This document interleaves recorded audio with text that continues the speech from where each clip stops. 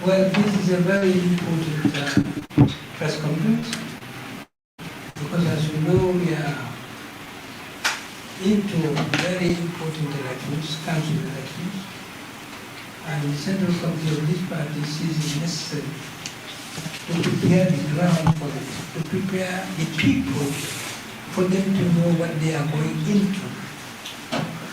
Because councils are supposed to serve fundamentally their purpose, and they have fundamental role to play in their operations. So in councils and to represent them, it is important that they know what they are going to do. So the press conference is meant to help to highlight and to for the understanding of the general public as well as the press. So without much ado, I'll call on Alpha to take off. What's your plan? Is for us to sit down or to stand? So everything is set for us.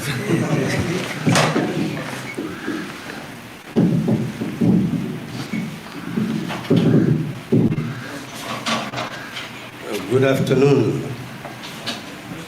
our partners in the media. There are two powers associated with representation: the authority to decide and the authority to have a say on how decisions are made. We have recognized as a party that the people are yet to give us the authority to decide. That is why this party does not hold the office of president and does not have a majority in the National Assembly. But with the few people we have the authority to have a say. And no one doubts that Pdois is exercising that authority to its fullest extent, so that your concerns are known to the powers that be, and how they are to be addressed are known to the powers that be. We are now moving to the third phase of our electoral cycle. It's a key phase. It is important for the Gambian people to be fully prepared for that phase. The Central Committee of the party has charged its Secretary General to be holding these periodic press conferences in order to convey what it has to the Gambian people. We are opening up a national conversation, and this conversation will continue unabated until every single Gambian is conscious that one is sovereign and one is an embodiment of sovereign authority and power. That power to be the supreme lawmaker of the land by virtue of the authority to approve the constitution of the land. That power to determine who becomes the executive and those who are to be in the National Assembly, to carry out the responsibility of providing services to our people and making laws on behalf of our people.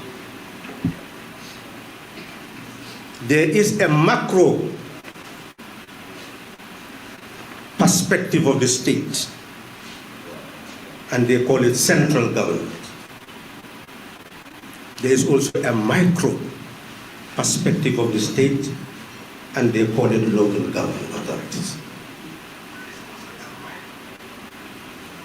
The country is supposed to be divided into local government areas. And under the Local Government Act, they comprise 3 areas. Number 1, regions. Number 2, cities. Number 3, municipalities. And the regions have area councils. Cities and municipalities will have mayors and councillors. And you are empowered by the Local Government Act to elect the councillors, the mayors, the chairpersons. Under the Act, councils should exist for 4 years. But it was included in the Act that local government elections should not be held except under circumstances where it will be 1 year after National Assembly elections. And consequently, the councils have not ordinarily stayed only for 4 years. But the councils under the Local Government Act had the authority to stay up to a time when it is 3 months before an election. Then they will start dissolve, and the president then had authority to appoint management committee to preside over the councils until the first sitting of the next polling council. That has been abrogated by the Supreme Court. That we should have councils that are autonomous and that are democratically elected. That is now established. But then, what happens to the councils?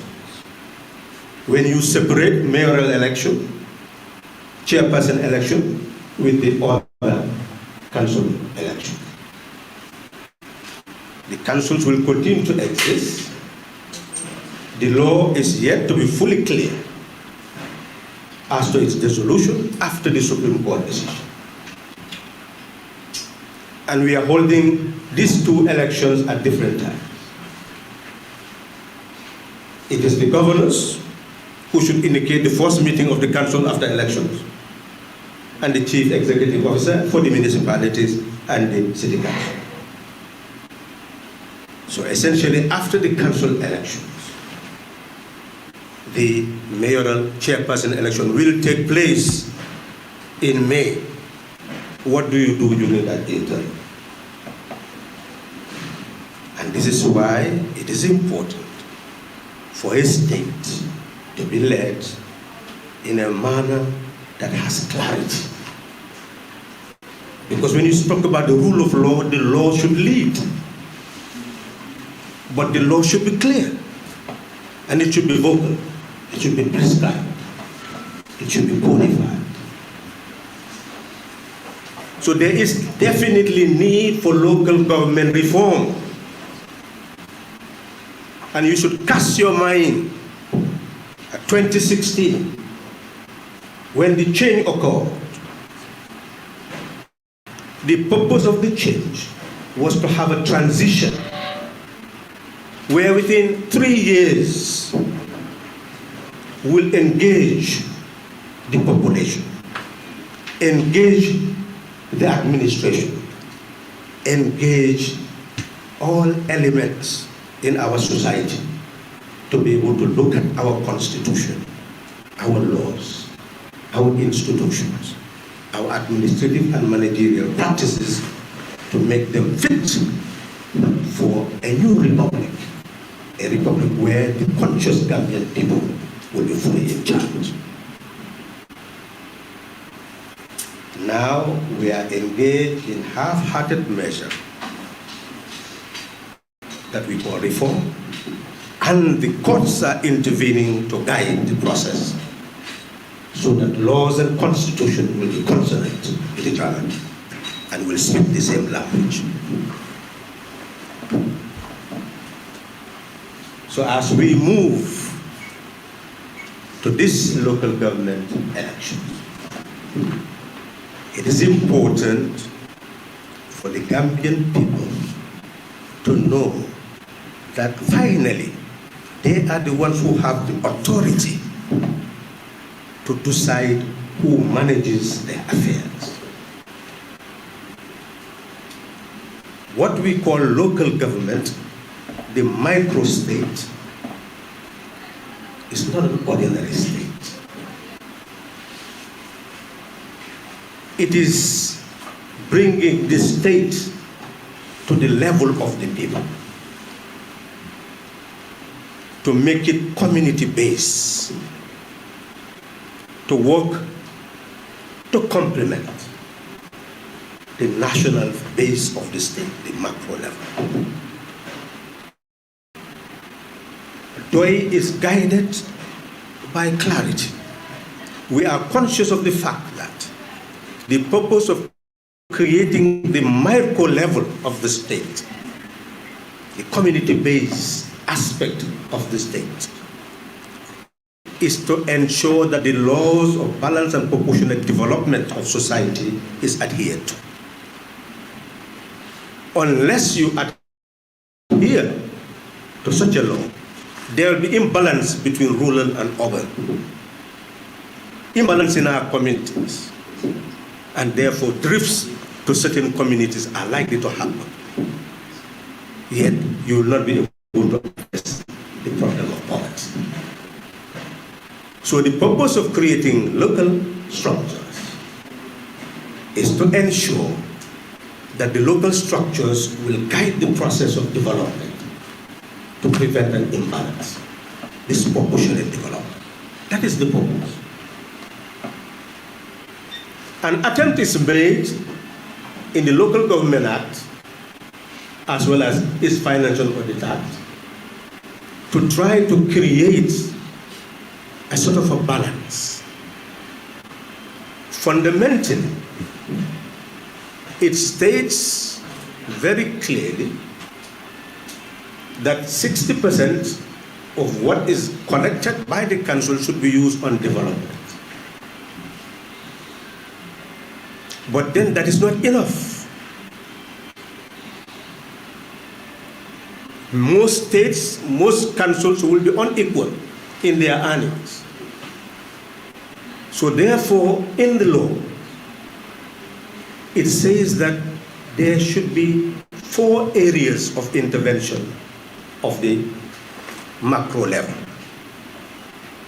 Number 1, it can give what is called equalization grant. It must examine the councils and look at their earning capacities and provide grant to create some element of a balance. Number 2, if it sees that it can give the council certain responsibilities to run what used to be operated by the central government, it can go up to 10% that it gives them for the operation of those institutions. It can go further to engage in granting aid where it works with the council on certain projects and provide funds for those projects to be implemented in a particular council area. But under Section 128 of the Local Government Act, it talks about providing the funds that may be necessary, 25% to supplement the development budget of the councils. So unless the councils sit down and examine their budget and allocate their 60%, quantify it properly, and submit that prior to the budgeting of the government, it means that it will not be able to get the 25% that it needs, because the 25% would have to be allocated by the National Assembly. So essentially we are talking about councils becoming very efficient in understanding the law and how to implement the law. So all councils should therefore have some form of legal aid where there is specialization on the act and how they can derive maximum benefit from that act. Because the councils will have sources of funding. They are likely to have possibilities of royalties. How do you calculate them? How do you follow them? They are likely to have investments. Where do you invest? How do you generate resources for the councils? So there are many possibilities for the councils to be able to generate the resources. And what are those resources meant for? We have realized from the very inception of this party, under the First Republic, that the policies on councils were misplaced. Because the objective of ensuring that the people take part in development was not fully comprehended. What is the proof? When the local government reform program was initiated, giving rise to the Local Government Act, you will see there the creation of village development committees everywhere, ward development committees everywhere. But you have these village development committees, ward development committees, but they do not have budgets to be able to bring about development. So you have a village, it has a village development committee. How will it bring about development without the financial, material, and human resources necessary for development? There can be no development in any institution without financial, without material, and without human resources. All these developmental units they have set up lack all these three basic ingredients. So that is why we are saying that they articulated a process, but they did not know its object, and therefore could not give it what it requires to bring about the development that was necessary at the local level. That is why they fail. You create these units, you deprive the unit of resources. How can you succeed? Since the macro aspect of the state is designed to operate like a state, the local government authorities have the authority to make laws, bylaws, and also to raise revenue, just like the macro level. They are very powerful units. But from the beginning, they were deprived of that power, and that deprivation continued to increase rather than decrease. If the councils at that level were to bring about any development,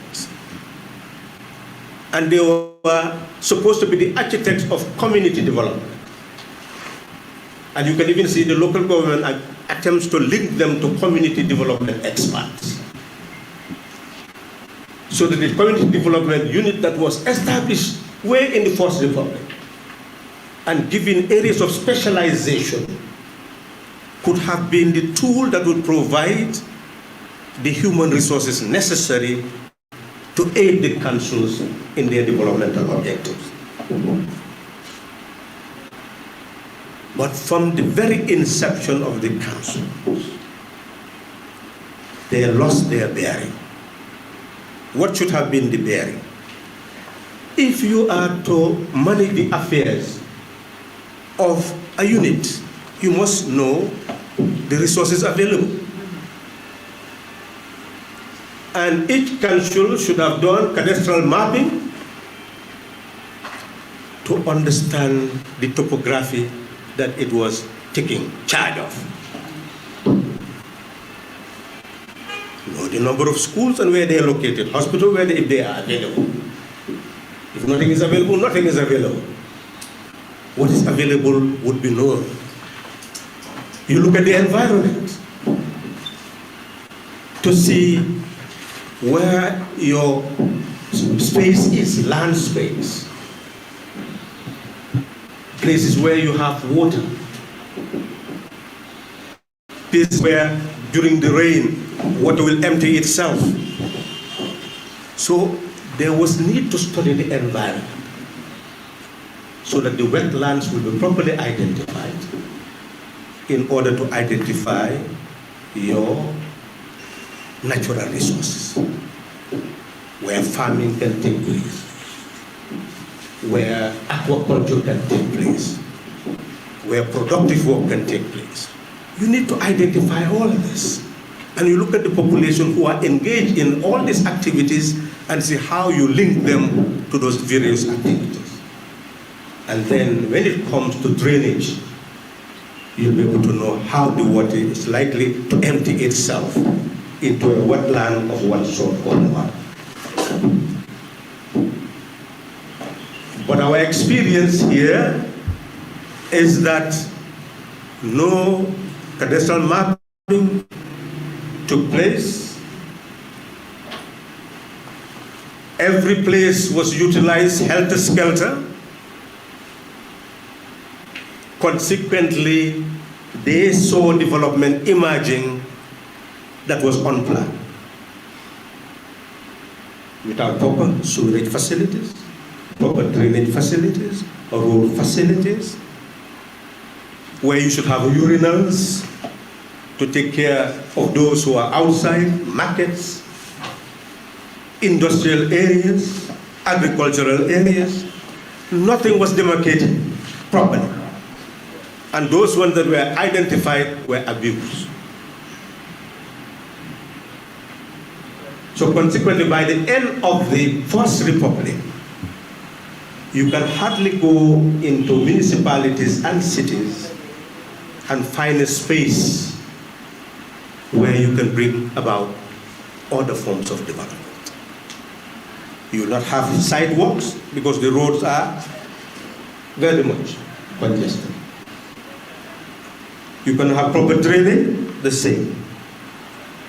Places where there should have been possibility of drainage had already been taken over by residential areas.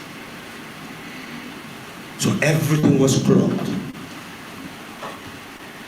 The land gone. And that is why you go to municipalities like KM, you will not find sporting grounds for children in many of these areas. Because nothing was planned. They go into school buildings to have their recreation and disturb the classes, and then they will complain. They will bring in the police, mix the police with the community. Is that going to bring about any form of development? No. Because the mistake has been made and nothing is done to remedy it. It's the same thing with housing. There is congestion everywhere in the urban areas. And when heads of family die because of the smallness of the compound, they sell it and move to other areas. It is transformed into commercial centers. So you evict people and you are encouraging commerce. But who will buy it? Who will buy the goods? It should be the people. So essentially, this is the developmental trajectory that the country entered into in the First Republic, went into the Second Republic, no change. People try to make comparison. Second Republic compared to what is happening now, or compared to, it's like this, First Republic is like this. But then what is strange is that you come to certain communities in the regions and the municipalities, you walk the pathway, and what do you see? Potholes everywhere, pools of water everywhere, no development. And you are still comparing which one is better. First Republic is better than the second, second is better than the first, half-third Republic is better than the second Republic.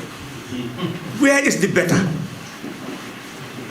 You are working on the same roads, having the same drainage problems, lacking all the facilities, sporting facilities, sidewalks, anything that we call civilization. And you are still trapped into what is better, rather than shaping a destiny, a future fit for us to live in. That is the trajectory that you must conceptualize right now and start the process of unrolling it. Even if you can address it now, start unrolling it. And you unroll it based on the people you elect. You may give them the power to decide. Then they have authority to implement their policies. But what we can say to the Gambian population, we have never been given the authority to decide. Then don't ask us about development. Don't tell us that others, before they come to power, they are showing what they can do by building boreholes there based on the charity that they receive from someone, putting something there which they receive maybe from a state fund. Don't tell us that that is an example of what will take the poverty that is crushing our people from their heads. We will emphasize to you that those who continue to claim that the reason why Pdois has not been entrusted with responsibility is because Pdois has refused to change its politics, and the politics it should change is that it should adopt the politics of patronage.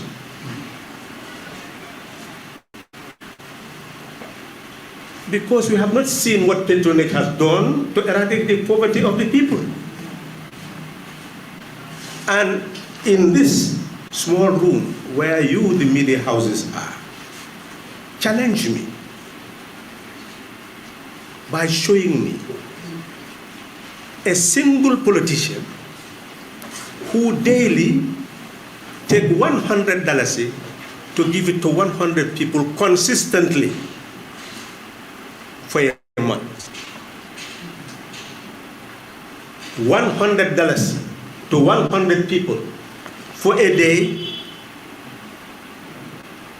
for a month. We're talking about $300,000. Where is the politician who sits in his home and gives you $300,000 every day and distribute it among 100 people? We are not talking about 1,000 people. We're not talking about 10,000, 100,000. We're not talking about 1 million people. We're just saying 100 people. Where are they? And for a year, 3.6 million. Where is the politician? Who is being bribed? So these are what we call misconceptions that those who want to put the people to sleep continue to put in their heads. And unless those misconceptions are dismissed, we'll continue to wallow in ignorance. And ignorance will lead us to be chattels from the cradle to the grave. Live and die in poverty from the cradle to the grave. So we call this press conference for people to understand that Pdois is engaged in a journey towards what we want Gambia to be tomorrow. A country where her people are sovereign, where the wealth that they own will come back to them, and free them from poverty.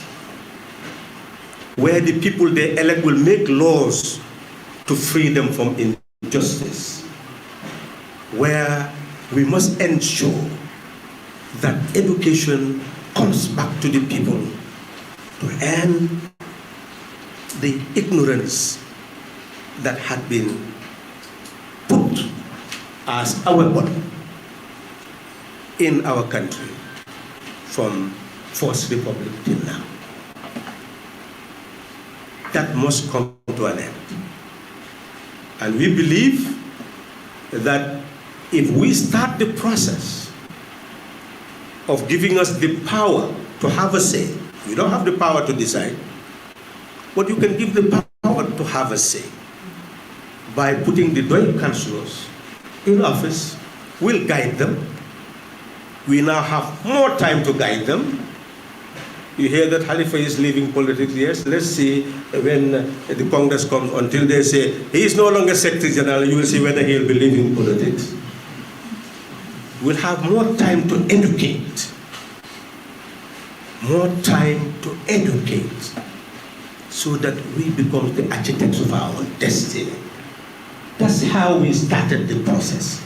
Know yourself, know your country, know the world. Then you'll be the architects of your own destiny. Know yourself, know your country, know the world. You'll not be a chattel to any human being on the face of the earth. That is the dignity that Dr. Jain talks about, the self-esteem that we talk about.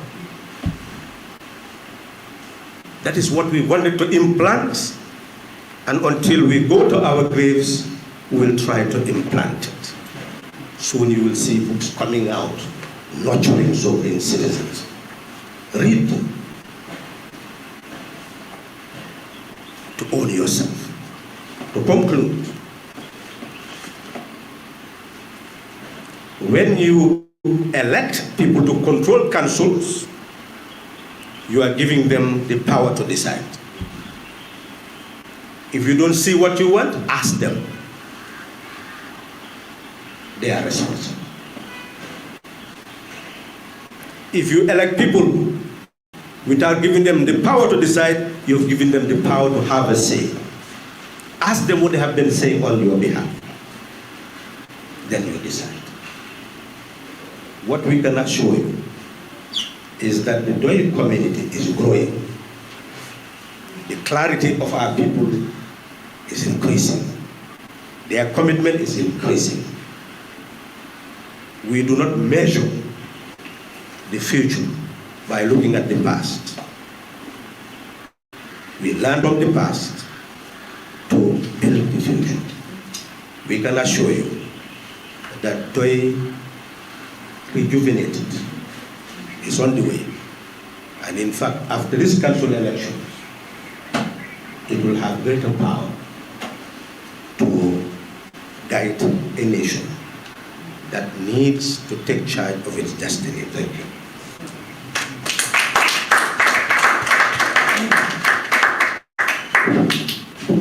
Thank you. So you know that there is a need for us to impact on the continuous road to self-determination and self-sufficiency in everything that we do. Knowing that loans and grants create scope for exploitation and eventually for a improvisation of our people. That's the fundamental issue. Question time? Do you have any questions to ask on the theme of this press conference? Please raise your hand and indicate the media house you are representing, your name and media house you are representing. Thank you very much. I am Kiba Ansumade. You have a microphone there. I think I know. Okay. I'm Kiba Ansumade. I'm here to represent the Akama Times. Honorable, thank you very much for taking us through the importance of this final cycle of the election, our election cycle. I would like to know here, how prepared Pdois is towards the this election and whether you are going to contest all the chairmanship and the mayorship elections coming in the country, like the mayors and the chairmans. Whether you are going to file candidates to contest, looking at the importance of this election to the grassroots and the people who live in the grassroots. And also, I would also like to know your impression of the performance of the councillors and the mayors so far, the outgoing ones, for that matter. Thank you very much. Well, thank you very much for the question, very relevant. It is important for all of you to see the fundamental difference between Pdois and maybe other political parties. We are operating on the basis of two principles. One principle is the principle of ensuring that the people, the members, decide, just like the citizens of the country decide who becomes their president, their National Assembly member. In Pdois, the members decide who will stand. And when they meet in their community, if it is councillor, National Assembly member in the constituency, the whole nation, president, and they decide, the Central Committee can only ask technical questions. That is, if there are queries by others and you need real clarification whether the decision was harmonious or an election took place to select and it was fair, those are the technical issues that the Central Committee would raise in order for the members to look at an issue, and when they come to a decision, the decision is accepted. So it is difficult for us to say right away, these are the areas where Pdois will put mayoral, mayors, council, chairperson seats. We cannot answer that question at the moment.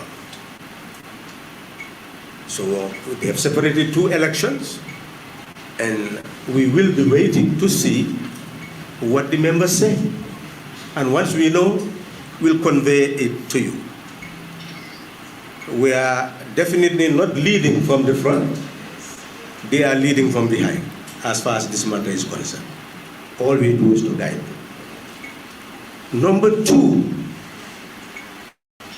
you will see that in the council elections, the age variation is becoming very distinct. And many young people are offering themselves for representation. And we hope that they will learn from this to grow more and more, to know exactly what it means to represent the people. And we are confident that that policy of Pdois, of separating the state from the party, where we prepare people, whoever they may be, for state responsibilities. And we create possibilities for anybody to contest for seats, will actually create a new democratic atmosphere in our country. In the past, people were talking about how can young people participate in Pdois activities and be seen? How can women participate in Pdois activities and be seen? All of a sudden, they realize that as far as the party is concerned, it is training leaders.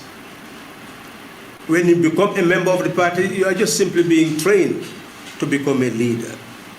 Leader in your community, leader in a country, a person of service. But no status is attached to being a member of the Central Committee or being a Secretary General. Nothing is attached. because it does not guarantee you that you will be a presidential candidate, you will be a National Assembly candidate, or you'll be a chair or mayoral candidate. Because all those are determined by the members themselves. Because you are being prepared so that once you assume state responsibility, you know that the party prepared you to serve the Gambian people, and they will judge you by your practice. Thank you for that question. Yes. Just for the correct. The issue of study leave has actually hindered some people from participating. And what is your opinion about that?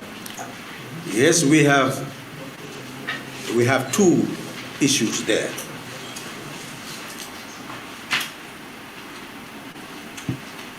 There is no doubt that Section 26 of the Constitution emphasizes that everybody has the right to elect or be elected to public office, to stand for public election. But if Section 170 imposes that unless you are given leave of absence for 1 year without pay, you cannot stand, how many people would be able to do such a thing? And of course it has affected two candidates of Pdois who were very promising as far as the report we received is concerned. But when it came to the final phase, that they have to write to resign, then they felt that, well, that was too much to ask. And there are many people who are now in the public service, who are competent, but who may not consider public office of that nature, by virtue of an electoral nature, by virtue of that law.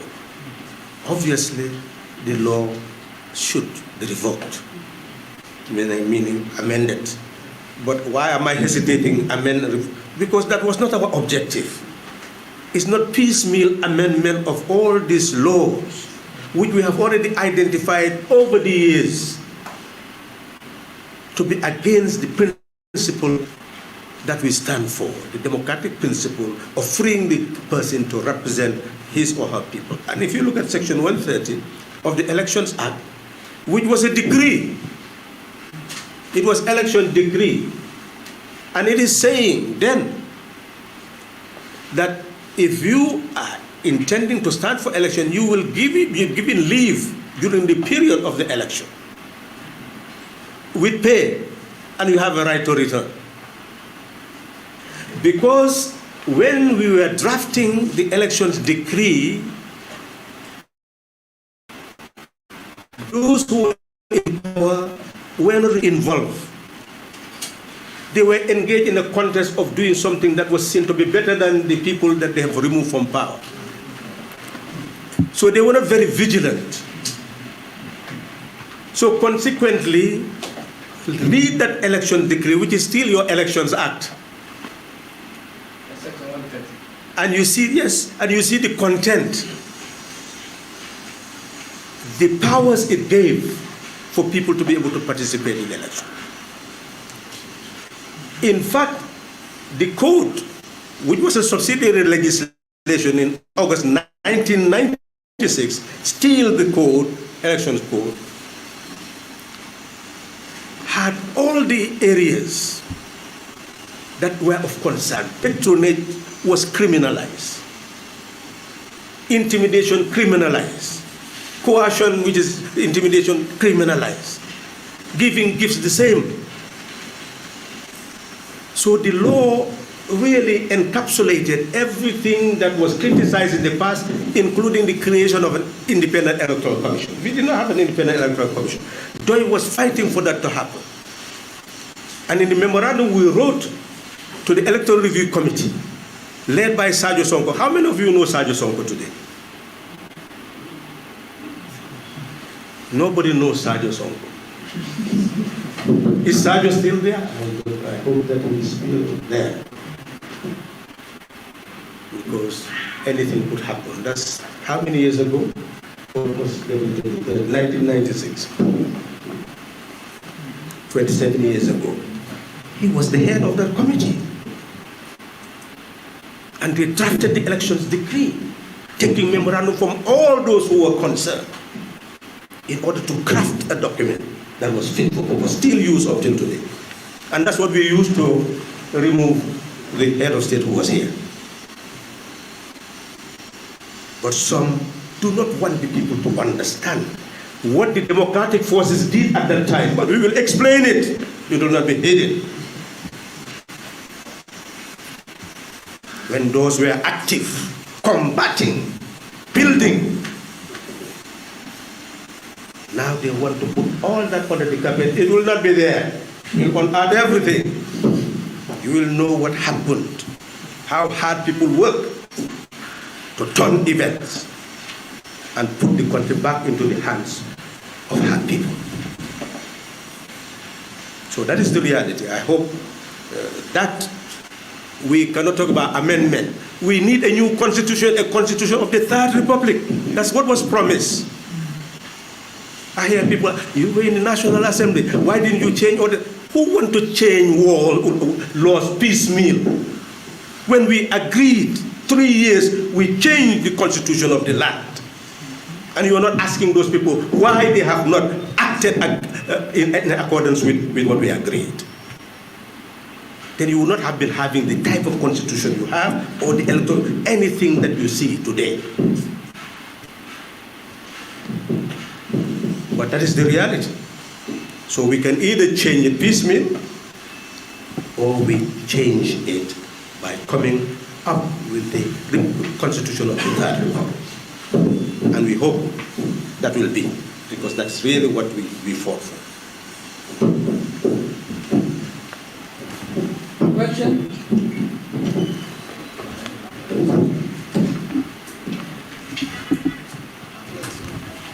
Any more questions? Yes, I can't see you because you are moving by the camera.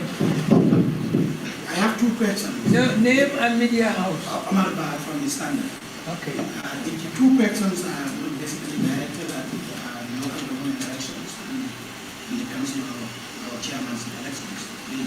The first question is about the tension in Senegal. What is the political tension in Senegal? I'm not sure whether I can answer that question.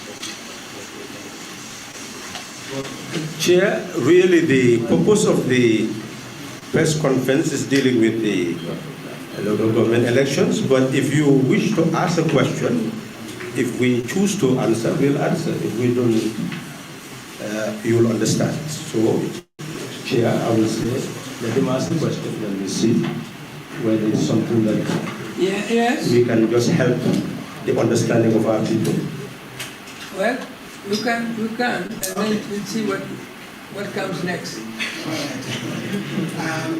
What is happening in Senegal is not hidden. It's known to everybody. We are following the events, and I'm sure Uncle Hanifa is following what is happening in Senegal as well.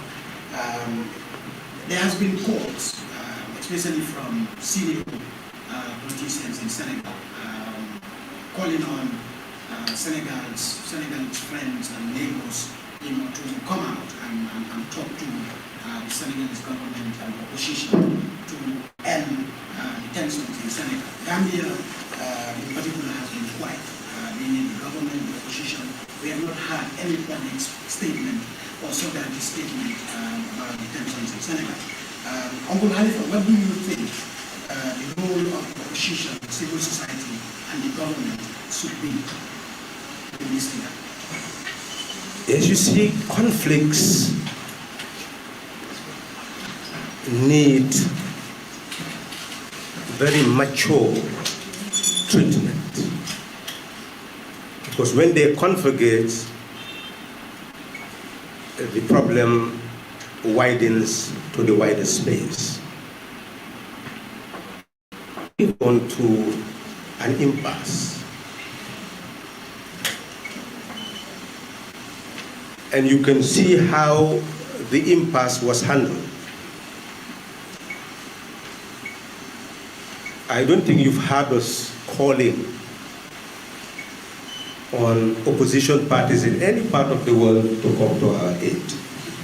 Did you? No. Well, we had to look at the problem from two angles.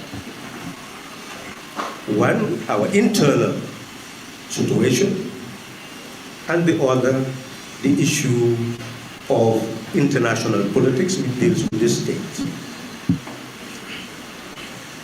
So it is important for us to help all those people who are engaged in political work on the continent elsewhere to be able to take charge of situations, guide situations, so that the logical conclusion will be to end conflict and allow the people to take charge of their electoral process. What can happen and what anybody in the opposition would be willing to do is to mediate. But mediation, you do not just get up and go and mediate. First, you must be accepted by those who have a conflict. They must be ready to listen to you. And then you begin to work on what the differences are and how to narrow it to the point of ultimately guiding them to accept to live in peace. I believe that there are competent people who are most willing to do that. But I believe fundamentally the government is responsible for what happens in the Gambia today and is capable of engaging in international relations. Nothing prevents the government from getting in touch with the government of Senegal to indicate that it wants to send a group from the Gambia to really help to look into their problem and see how we can assist. So if that is done, and I'm sure any member of Pdois is asked to be part of such a delegation, or any other party, I will believe, people would be proud to go to mediate. So I hope that offer will be there in the public space, and that is the way to go. But denouncing and talking, at the end of the day, you are not helping. In fact, you are clouding the atmosphere in another country. We would not have wanted that to happen anyway. What we would have preferred is to be in charge, and if there is going to be external activity, it must be a ECOWAS activity that is powerful. It must be a UN activity that's powerful. These are international bodies established to deal with international peace and security, or continental peace and security, or sub-regional peace and security. The second question is, of course, you touched on it a little bit about your retirement. You said you retired from seeking political office, but we have not seen any concrete moves in the Pdois in changing its leadership to the position, their next heir to the throne. When do we see Halifa move into the background and give way to a new, younger phase of the Pdois? Well, thank you very much. I was in NAT. Nobody asked me to move in the background. I was the coalition spokesperson and the spokesperson of the President of the Republic. Nobody asked me to move in the background. So there is no need for anybody to move in the background. You cannot do that anyway. You see, when people make contributions, it has to be recognized whether you like it or not. And whether you want to be there in the public space, you will be there. Nelson Mandela was in the public space until even now he is still in the public space. So don't think about moving people out of public spaces. Number two, I'm not sitting on a throne. I have suffered for how many years? And when I mean that suffering is, what is the gain of doing this speaking? Have you followed our history? We see I think we are a little bit slack in writing this history. We must, we've gone into the countryside. We have slept on grass mattresses. We've been bitten by bed bugs. The worst condition that the people have, we have slept there. We've traveled with buses. We have traveled with donkey carts. We didn't have money at the beginning. We went into the countryside, and people used to say, these people do not want power. We go to Bantabas and speak to the people, and knowing that they will not elect us to office at that time. Why did we take all that task to be here today? We did not do so to be on a throne. We did so to be able to eradicate the poverty of our people. The term that I use now, born in poverty, it originated from Wuli. We went to the Bantaba, me and Sidia. And he was speaking. A person who is a peer, a farmer, came from the farm and he was rushing.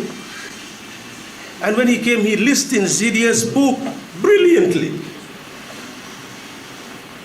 in the language of the people. Those who say that they speak above the people understood the language better, because we spoke the language better than many people. I would not say better than the people. They understood the language. Then after Sidia finished, he came and they greeted, and he was laughing. But you can see the clothes were torn, tatters, barefoot, feet chapped, hands callous. You cannot say that it was the same age group as Sidia. No. Because what poverty has done to him. And he said, Sidia, itete kenola mansati ni man jawara mano nati foye jawara mano nati. That time they used to call this too smart, they'll give this, and he was joking. I was looking at this man from top to bottom, and he did not understand that my heart was broken. But he said, so you're looking at me? What I say is true. If he does not bring Jambal man in his language, no, then he said, actually, I don't like the way your man is looking at me. He thought that maybe I'm looking at him with scorn for what he was saying. For me, I was looking at him with sympathy and said, look at this man. This man was born in poverty. He is now living in poverty. He will go old in poverty, and he will die in poverty, leave his children in poverty. I'm looking at this man with those eyes and that heart. But he thought that I was looking at him with scorn because of what he was saying to Syria. Where is he today? So we are not on a throne. But to tell you, the process is that a person occupies a position based on election of a Congress. In actual fact, I have a 4-year term, but I have another duty. If I stand for election and I stated everything that was clear in my heart and the people heard, and they tell me that you're a finekon, guy yep dañ dawon yo rek fi nekk fuñ dem rek guy yep dawon yo rek fi nekkoon mo be bor tay te don everywhere, nowhere in the Gambia have we went where we have gone, where they did not actually indicate something of that. It means that Halifa Sallah is known everywhere in the Gambia, contrary to what we used to say in the past, that they are not known. So if those people decide to give me 32,000 votes, fine. What am I going to be there for? To appear that this is a career? You will lose the essence of what I was fighting for. So I'm not going because of age. I am going because I don't want people to lose sight of what I was fighting for. And by going, my voice will be amplified and people will hear what I have said. That is the objective. So Pdois will hold its congresses, they will select their leaders, but we know one thing: knowledge is not based on age or gender. There is no democracy in to research, and those who can lead society out of poverty must have the knowledge to do so. So those who degrade knowledge, look at it with scorn, will continue to be the wretched of the earth. And that's why we are where we are up till now.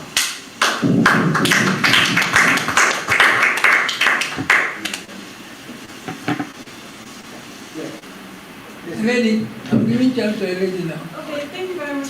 My name is Esad Kobi from Ghana Times TV.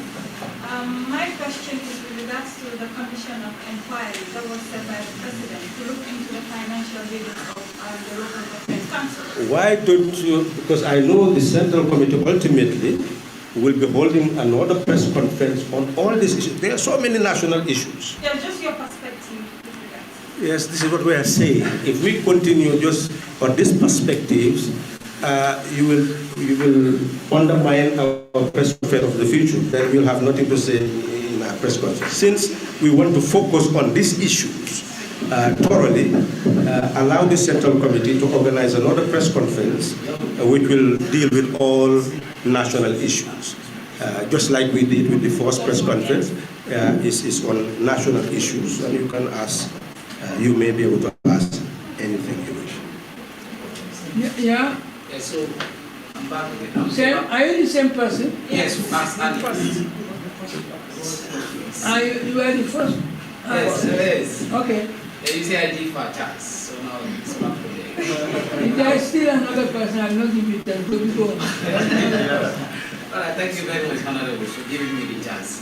I mean, I wanted to ask because during after the presidential election, the United Democratic Party raised some concerns involving non-Gambians participating in the election and even acquiring voters' cards.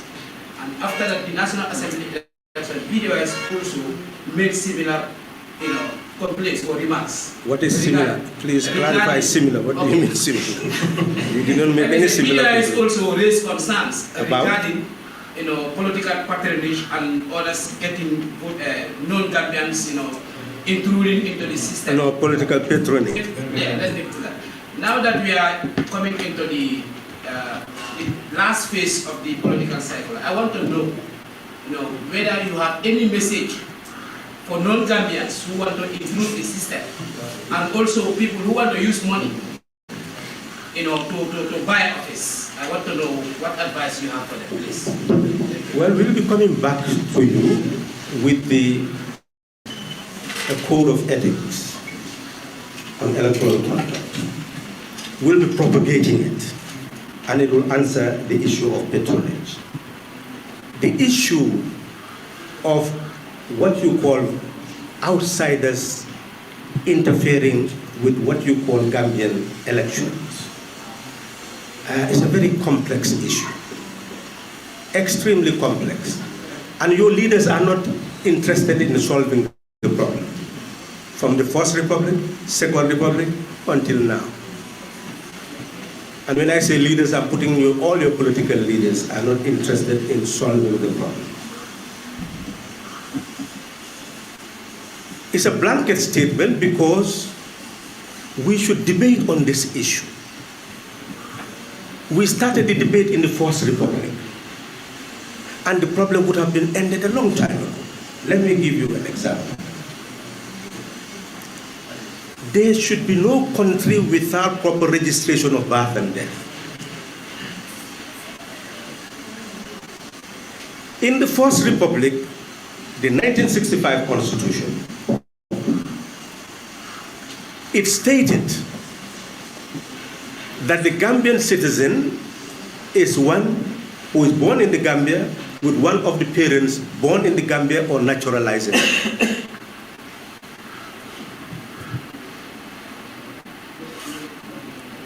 Then it goes further that you can be a Gambian citizen through marriage. And you can also be a Gambian citizen through naturalization. But in that constitution, it also says those people who were born in the Gambia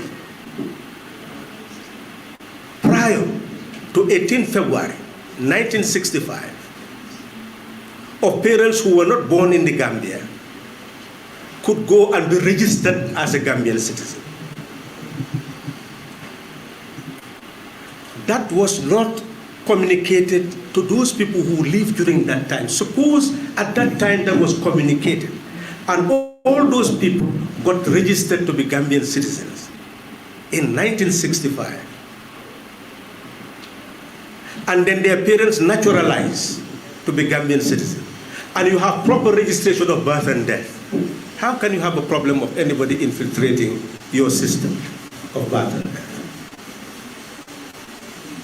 But the First Republic failed on that score. Then when the 1970 Constitution was coming into being, this is where you should have addressed the same thing, by still having that provision so that people will be registered, who were born here will be registered by 1970, and their parents could have naturalized.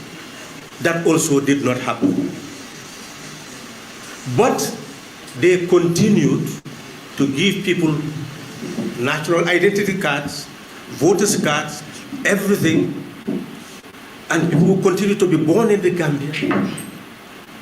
We all know that if you're born in the United States, born in many of these places, you're considered a citizen. It is because how their laws evolve. If we had done that, then we will not be talking about this problem now. That's why I'm saying we are all to blame, in the sense that we should explain things clearly to the people. When we explain clearly to the people, and explain to those people who could also naturalize, and all of us work together to ensure that those who have the qualification to naturalize will naturalize, then you can have a good, clear template. All those who have the qualification to naturalize will naturalize, and by their naturalization, their children will automatically also become Gambian citizens, and then it moves further and further, and we ensure that there is proper registration of birth, and then it will not be possible for us to have this problem. But advice is that supporting anybody to come to power will not mean that that person will support you to be free from poverty. You will live under the same conditions that all the Gambians are living in. So that does not save you from any situation. And that does not save you also from being harassed here and there when they discover that you are actually a Gambian citizen. So of course the advice would be, any wise African will know that we should move ahead in Africa to another level, where the continent will be a home for all of us. But we've not reached there yet.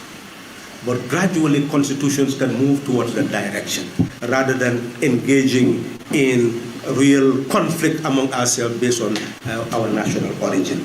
That is not what you've seen the site in South Africa.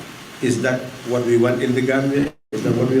Of course, you don't want any of that in any African country, where by virtue of the nationality of people, you'll harass them, brutalize them, and subject them to all sorts of degradation. That's not what we should work for, but rather a national consensus of how to address this problem once and for all. For patronage, for coercion, well, it's against the law, it's criminal.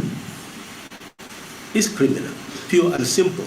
And we will do all we can to explain to the people what the codes are and why they are criminal in nature if you engage in coercion or patronage. If I may add. Now, this one, Are you listening now? Yeah. Yes. Name and media. I am Abdallah Khalid Jallo. I'm a reporter for the local newspaper and Kasala TV.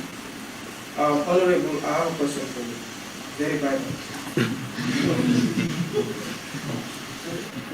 Sometime on starting, the president said he can't start or drag corrupt officials, government officials, to court because body reports are just opinions.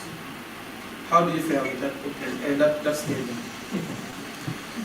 You see, you are dragging, just like she But started. you answered his question, you answered. Yeah, how do you fare? How do you fare? No, I'm saying that we are saying we will convene, well, I should not even say that, we will consult. Yes. Because we have agreed already that we will be holding periodic press conferences. Yeah. So we'll consult and see when it's most ideal to do so. And we'll address all those questions. Yeah, we just want to know if body reports are just opinions. Well, you are asking me to go into a matter that has to be explained, and then our position taken so that there is clarity. We want to give clarity on the matter, not an emotive statement. I am sure that when you keep it, when we have a press conference, I promise you that you will have an answer that you will be very much satisfied with. No, thank you. You know, I've been very generous. I've been very generous this time. Hold on, please. I've been very generous this time because I don't tolerate questions which are unrelated to the theme of the press conference. And today I'm allowing it, but I've stopped allowing it because it is going to create problems. So if you're asking a question, your question must be strictly related to the press conference. But your The theme of the press conference. If you have no question related to the press conference, please don't raise your hand. But your description said current issues. Who said so? The description we are sent. Now I'm telling you now Yeah, okay. that your questions must be based on the theme of the press conference. Thank you. Thank you. Okay, so finally, if I may ask, On what? how many on the entry? How many councillors is Pdois 5? How many councillors across the country? How many candidates? We filed 27, 27. yes, and all 27 are nominated, Thank you very much. yes. That's what I want. What do you want to say? Chair. Yes.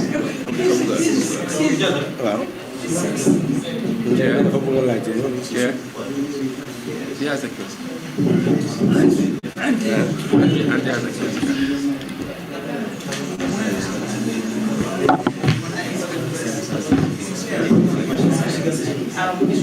Good afternoon. Thank you very much for giving me the floor. I want to ask, and I want the issue of forced second and third republic to be explained and to elaborate more on. Is it that the Constitution varies, and that is why we talk about forced second and third republic? Because even the leaders, the authorities, everybody is talking about the third republic, third republic. So I really want, because it affects both local, parliamentary, and presidential elections. So I just want more explanation for people to know, and myself to know about the first, second, and third republic. Are we still in the second republic?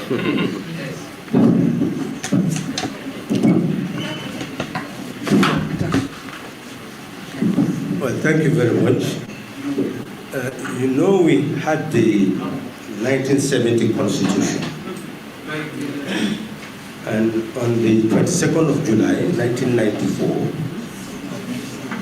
they suspended that Constitution and banned all political parties and disbanded the Parliament, the House of Representatives, and the Executive. Effectively, the coup succeeded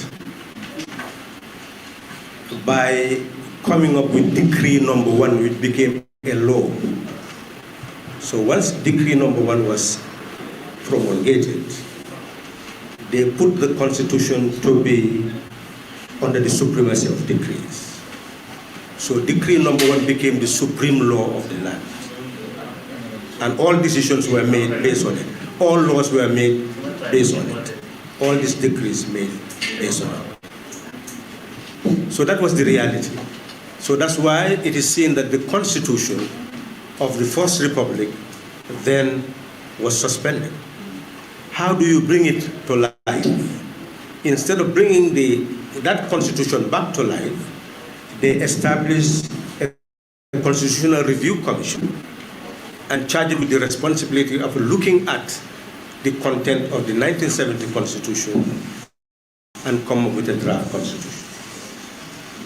And they prepared the draft constitution, and in 1996 it was subjected to a run. And once it was approved by the people, it became a constitution. And that's why you talk about the Second Republic. Is that clear? Yes. Now, it was not a coup d'etat. It was a change of government under the constitution, because it's the constitution that said that the person who sat as president will continue to serve until the end of his term. And we had to calculate the end of the term, and it was the 18th going to the 19th of that morning. And the 19th, of course, a new president was sworn in. Now, the swearing in of a president under that constitution does not mean that that constitution has been revoked. So the 1997 constitution still exists as the constitutional law of the land, unless we have another constitution to bring about a third republic. So there is really no third republic. So we are still in the Second Republic. We are in the Second Republic, yes. So let nobody talk about third republic. Yes, and I am withdrawing a statement I made half third republic, so it was just meant to, but I'm sure the Central Committee will scold me for that. It's not a forum for that type of linguistic gymnastics. So we need to change our constitution for everybody to hear that, and we should work for it and talk about it, advocate for it, so that our constitution will be changed, so that we have the third republic. We have third regime, but not the third republic. Yes, and we must be prepared for what the content is going to be, because we are yet to fully know what the content is. And I must say, Antony, that we are announcing that in Banjul we have a very tough candidates who can strongly be seen to represent the voice of people living with disabilities. So we hope that ultimately Amadou Jallo will be fully supported, so that we begin the concept of inclusiveness. You can see the gender dimension. I think 6 women are participating, and we had the whole card open for more. But we believe that once these ones trail and succeed, we therefore would expect others to join it. Thank you.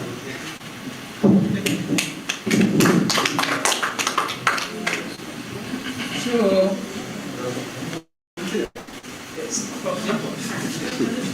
Yes. I think it was the first comments. Like, can we the last question? yes, sir. No, I should not be long to. yes. I will have a strong quote, like, for example, say the objective of the country that are displayed, and also like how the BDCs and the world communities have been paralyzed. So it's talking about constitutional income as a base. And since that process actually is delayed, we have like the president saying he will come back. The former vice president stated that even the current vice president, they said eventually, well, no concrete effort has been taken.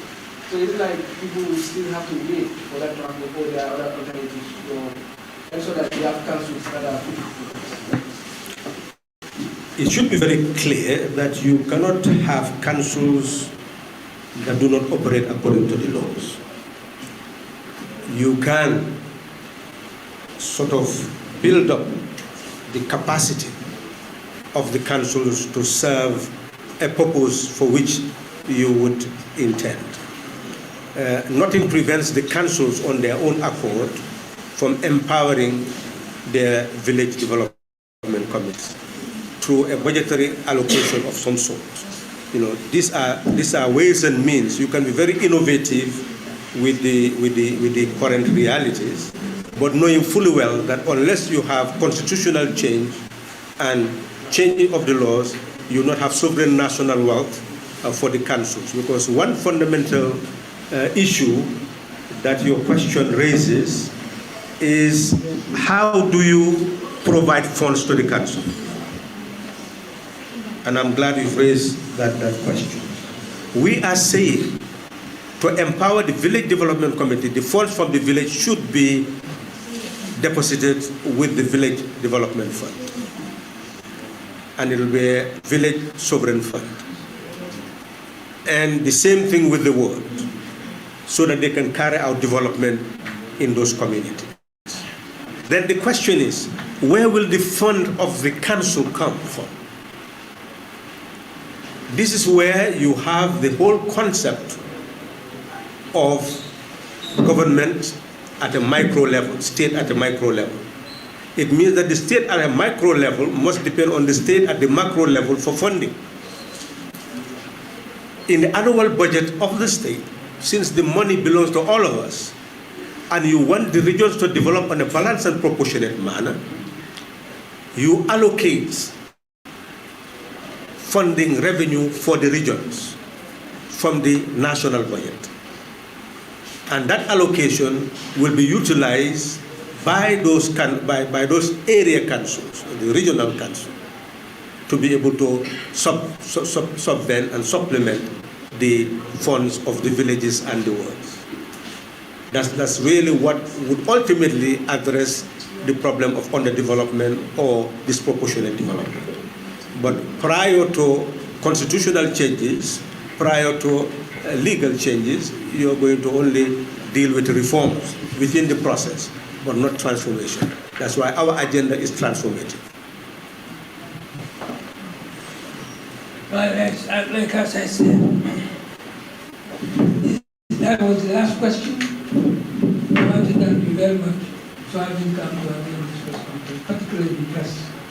Thank you very much, and we look forward to seeing you very soon.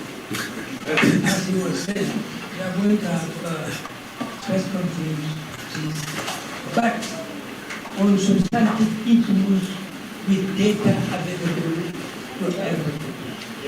We don't want to talk without having been properly informed. So thank you very much.